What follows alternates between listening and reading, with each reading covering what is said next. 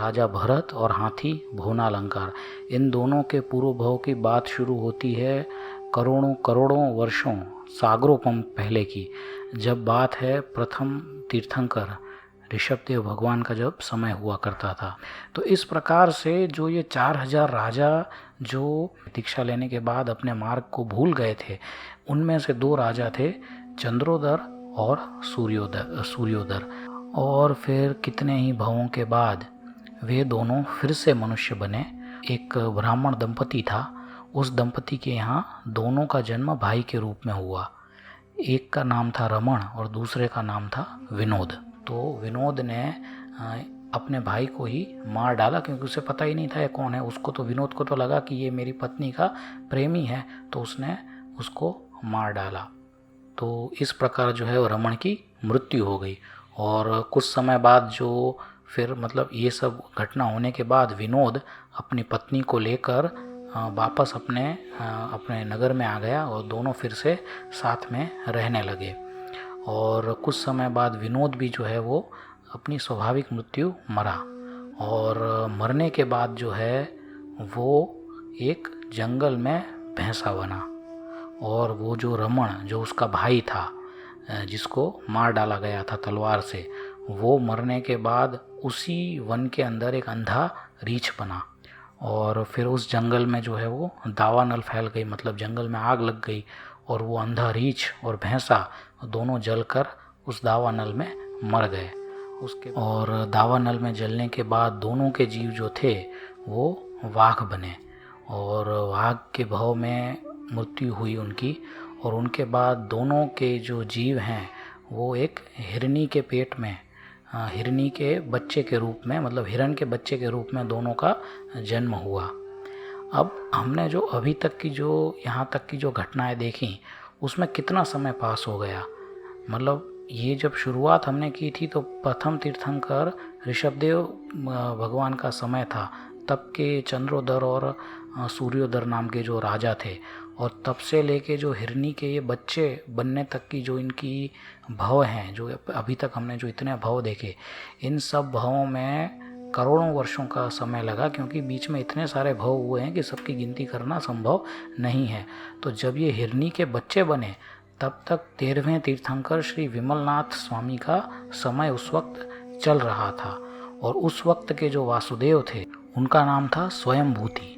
जैसे कि हमने देखा कि रामायण के समय में जो वासुदेव का पद है वो वासुदेव पद के धारक हैं लक्ष्मण। तो उस समय जब 13वें तीर्थंकर विमलनाथ स्वामी का जब समय चल रहा था, तब जो वासुदेव थे वो थे स्वयंभूति।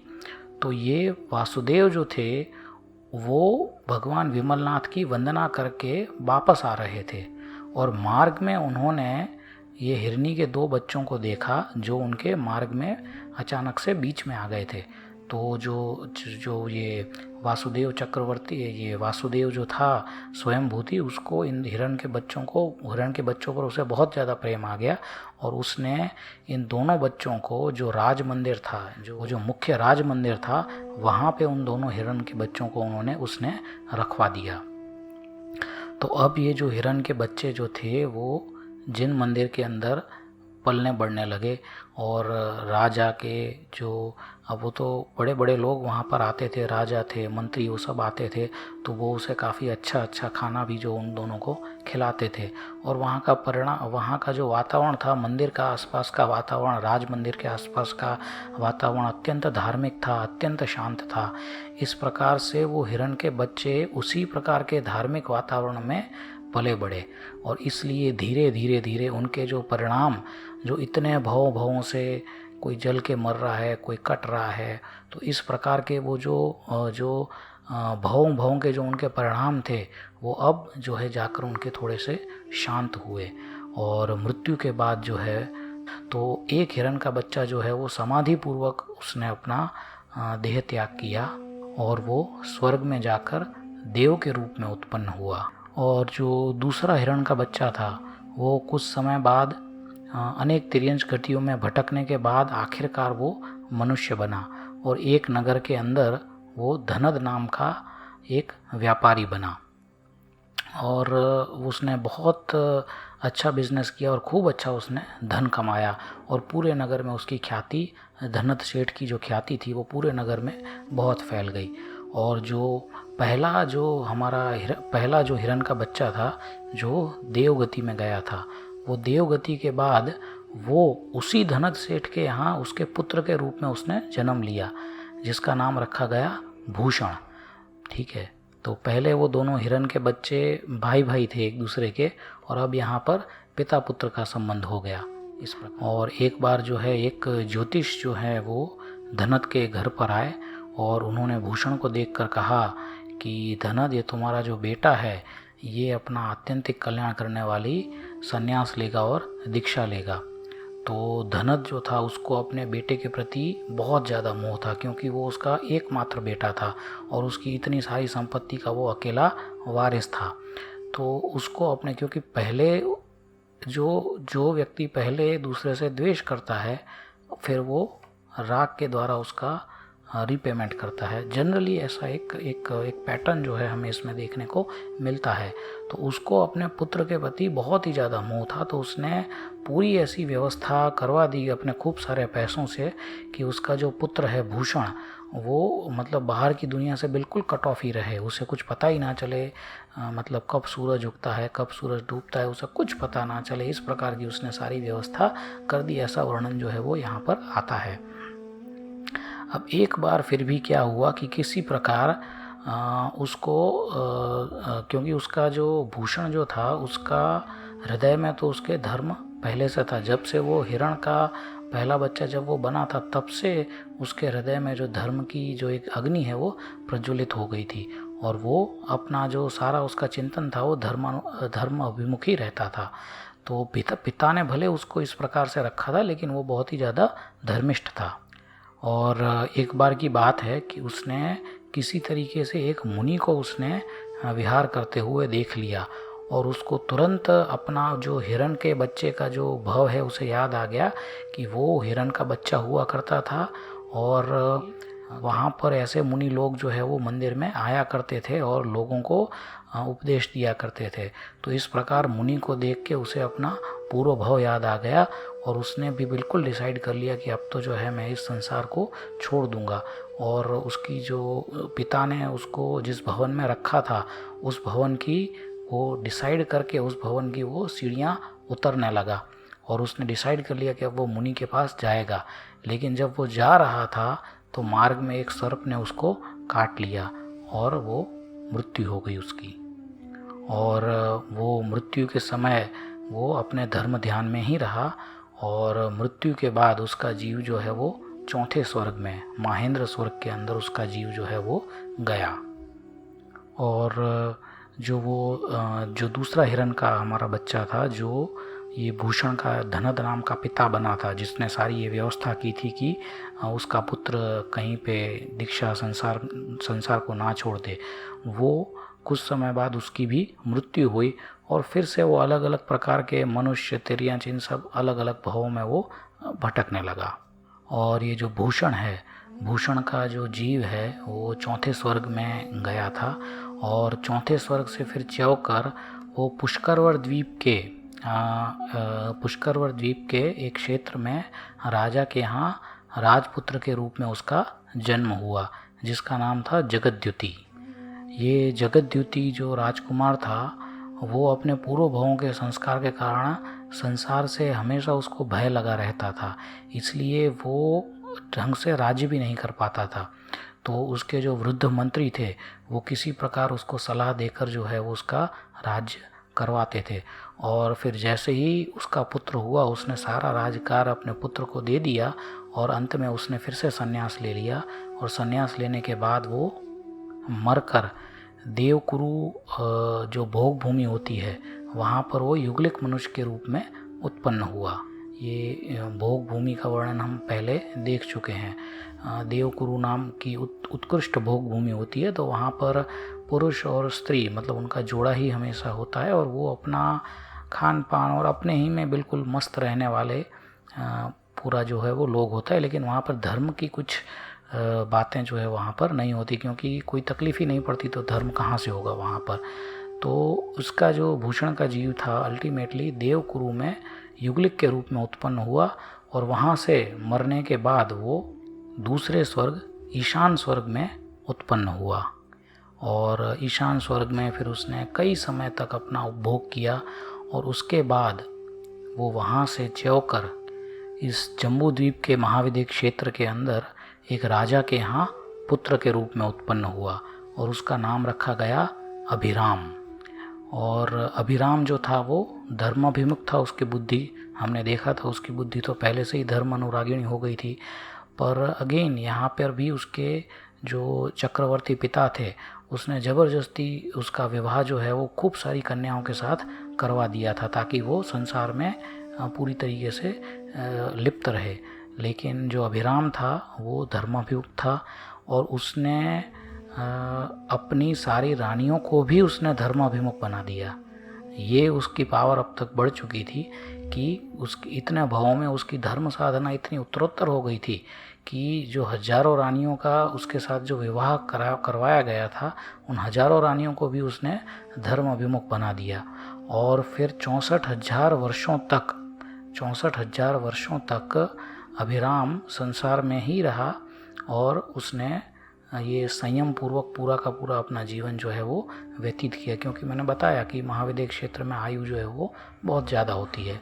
तो इस प्रकार 64,000 वर्ष संयम के अभिराम ने व्यतीत किए और उसके बाद उसकी मृत्यु हुई और मृत्यु के बाद वो ब्रह्मोत्तर स्वर्ग में देव बना जो कि छठा स्वर्ग है।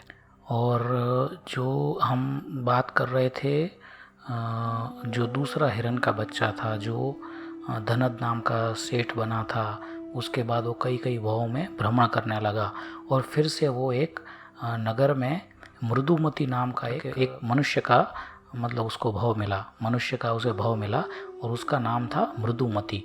और उसकी बुद्धि जो थे वो पहले से ही मतलब उसकी बुद्धि बहुत शार्प थी, लेकिन हमेशा उल्टे कामों में ही उसकी बुद्धि लगी रहती थी। जुआ खेलना, व्यभिचार करना, चोरी करना, इसी प्रकार के वो सारे कार्य करता रहता था। तो उसके पिता ने उसे नगर से बाहर निकाल दिया और फिर वही इधर उधर वो घूमता रहा और सारा उसने विद्या और ज्ञान अर्जित किया। लेकिन वो सारी विद्या और ज्ञान का उपयोग तो उसने ये सारे उल्टे कार्यों में ही वो करता रहता था। तो मृदुमती जो आया फिर उसने एक बार डिसाइड किया कि अब राजा के यहाँ वो बड़ी चोरी करेगा। तो मृदुमती जो था वो उस नगर में उस राजा के यहाँ चोरी करने गया और संयोग से राजा और रानी उस वक्त धर्म चर्चा कर रहे थे। तो ये धर्म चर्चा सुनकर उसको याद आ गया कि भाई ऐसी धर्म चर्चाएं मैंने भी कभी सुनी है, और वो जो है वो मुनि बन गया। और अब ये मुनि मृदुमती नगर नगर विहार करने लगे और सब जगह जो मुनि के अनुसार जो चर्याएँ होती हैं वो करने लगे। अब हुआ कुछ इस प्रकार कि उसी नगर में एक और मुनिराज जो थे वो हुआ करते थे और वो मुनिराज 4 महीने या 8 महीने के लिए पर्वत के ऊपर तप करने गए थे और उन्होंने कहा था कि मैं 4 महीने या 6 महीने बाद फिर से मैं नगर में आऊँगा और लोगों को मतलब दुख दूर करूँगा, ऐसी ही कुछ उन्होंने बात करी थी। तो 4 और 6 महीने लगभग हो चुके थे और जो उस नगर के जो लोग थे वो बड़ी आतुरता से उस मुनिराज का इंतज़ार कर रहे थे।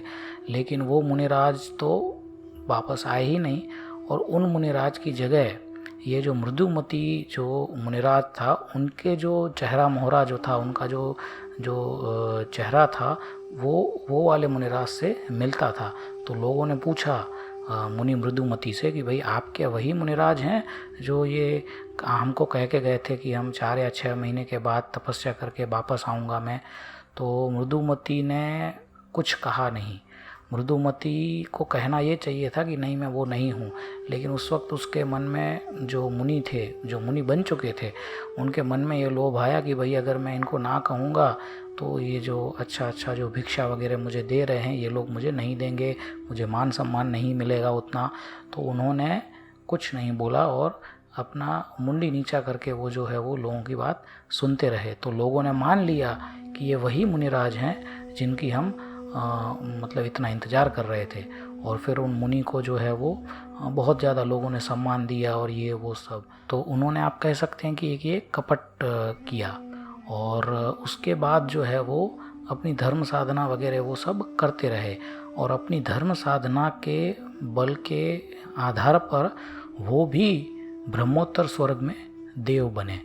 जहाँ पर उसका जो पुराना वाला मित्र था वो भी ब्रह्मोत्तर स्वर्ग में देव बना था और दोनों छठे स्वर्ग यानी ब्रह्मोत्तर स्वर्ग में दोनों अपना आनंद प्रमोद करने लगे और दोनों की मित्रता फिर से काफ़ी गहरी हो गई, क्योंकि दोनों भव से मित्र जो है वो होते आ रहे थे।